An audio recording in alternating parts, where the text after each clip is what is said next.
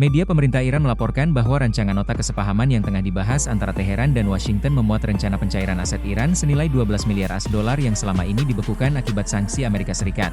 Menurut laporan televisi pemerintah Iran pada Sabtu, dana tersebut disebut akan dapat diakses penuh oleh Iran dalam waktu 60 hari setelah kesepakatan diumumkan.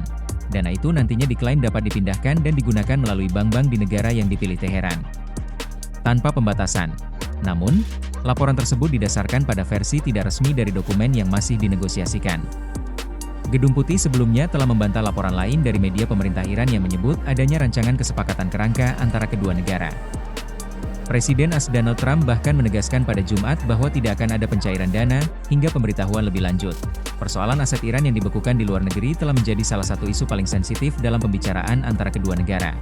Kantor berita ISNA melaporkan bahwa Teheran sebenarnya menginginkan pencairan hingga 24 miliar US$.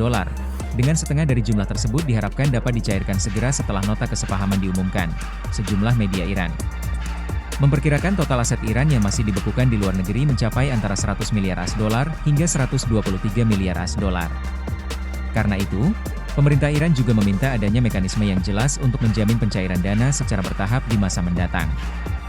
Bagi Teheran, pencairan aset menjadi salah satu syarat penting untuk memulihkan ekonomi yang selama bertahun-tahun tertekan oleh sanksi internasional.